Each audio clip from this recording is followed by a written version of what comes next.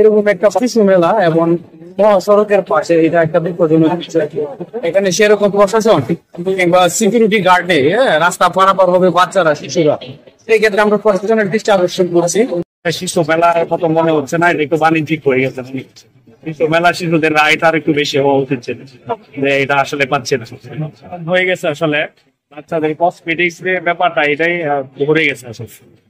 এটা আসলে একটু বাণিজ্যিক হয়ে গেছে আর কি, বাণিজ্যিক মেলা হয়ে গেছে আসলে ব্যাপারটা। তো শিশু মেলা হইলে আসলে রাইড যদি একটু বেশি থাকতো, বাচ্চারা যদি খেলাধুলাটা করতে পারতো হয়তো আর একটু ভালো হইতো। এটা শিশু বিনোদন কেন্দ্র, আপনার এখানে একটা পার্ক হবে, ওইটার আয়োজনে এখানে মেলাটা দেওয়া হয়েছে। সে পার্কটা করার জমজমাট করার জন্য এই মেলাটা দেওয়া হয়েছে। শিশু বিনোদন কেন্দ্র একটা পর্যটক করা হয়েছে আর কি। এটা জিহান ভাই আনছে, হয়তো টিমের সাথে কথা বলছে, টিমের সাথে কথা বললেই এই মাঠটা চালু করছে। এক মাস টাকার ইয়ে আছে। পড়াগুলো মূলত একটু কিন্তু ভালো না, প্রত্যেকটি পড়াইকে কিন্তু ব্যর্থ চলছে, প্রত্যেকটি পড়াইকে খারাপ। এগুলো আমাদের অনেক ক্ষতি হবে ইউজ করে। প্রশাসনের দৃষ্টি আকর্ষণ করছে আর আপনার ওই আমরা চেম্বার অফ কমার্স গৌরব ইউনিভার্সিটি দেখার জন্য বিনোদন আবেদন করছে। শিশু বাণিজ্য মেলা নামে যে মেলাটি অনুমোদনহীনভাবে এখানে চালু হয়েছে, এটা চালু হওয়ার পরে নিম্নমানের মাল বিক্রি করে এরা। এটা নিম্নমানের মাল বিক্রি করাতে আমাদের সাধারণ পাবলিক হুজুকের মতো এই নিম্নমানের মালগুলো কিনে প্রতারিত হচ্ছে। পাবলিক যেমন প্রতারিত হচ্ছে, পাশাপাশি আমাদের ভৈরব বাজারের বিশিষ্ট ব্যবসায়ীরা যারা সরকারকে ব্যাড ট্যাক্স দিয়ে এবং দোকান ভাড়া নিয়ে দোকানদারি করতেছে, এরও আর্থিকভাবে অনেক ক্ষতিগ্রস্ত হচ্ছে।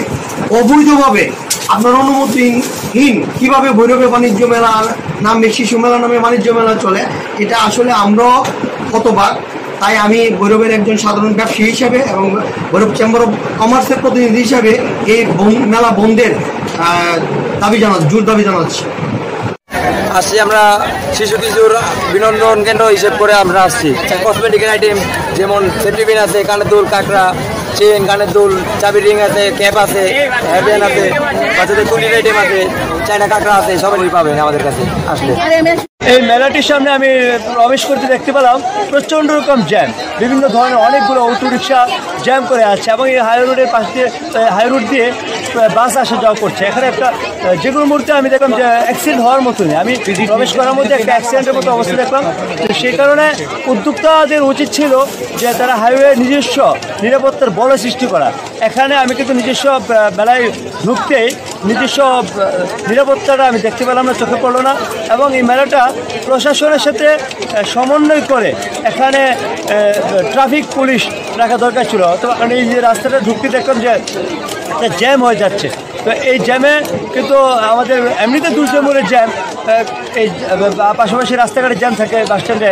তো এই জ্যামকে এড়ানোর জন্য এখানে যদি জ্যাম হয় সেই জ্যামটা কিন্তু অনেক দূর ছড়িয়ে যেতে পারে। তো আমার মনে হয় যে আয়োজকদের উচিত ছিল প্রশাসনের সাথে সমন্বয় করে এখানে নিরাপত্তা, পুলিশ, এই মেলায় যে কোনো মুহূর্তে একটা ঝগড়া বা একটা যাই ঝামেলা হতে পারে, আনসার হোক, পুলিশ হোক, এটা অবশ্যই দরকার ছিল এবং রাস্তায় ট্রাফিক পুলিশের প্রয়োজন ছিল। ভৈরব পৌরসভার আমলাপাড়া নামক এলাকায় হাইওয়ে রাস্তা সংলগ্ন একটি ব্যক্তিগত স্থানে শিশু বিনোদন কেন্দ্র নামে যে ব্যবসা চালু করা হয়েছে সেই বিষয়ে ইতিমধ্যে আমার কাছে বিভিন্ন জায়গা থেকে বক্তব্য এসেছে এবং তার প্রেক্ষিতে মৌখিক বক্তব্যগুলোর প্রেক্ষিতে আমরা খুব দ্রুতই সেটির সাথে যারা সম্পৃক্ত আছেন তাদের সাথে আমরা যোগাযোগের চেষ্টা করেছি এবং আমার কাছে বিষয়টি মেলা হিসেবে উপস্থাপিত হয়নি। এবং যদি এটি মেলা হয়ে থাকে, যেটা আমি বলেছি যে এই ধরনের যদি কোনো সুনির্দিষ্ট বক্তব্য লিখিত কারো কাছ থেকে আসে তাহলে আমরা সেটির বিষয়ে সরেজমিন তদন্ত সাপেক্ষে ওটি যে অবস্থায় আছে সেই অবস্থার সাথে সংশ্লিষ্ট যে আইনানুগ ব্যবস্থা সেটি আমরা গ্রহণ করব।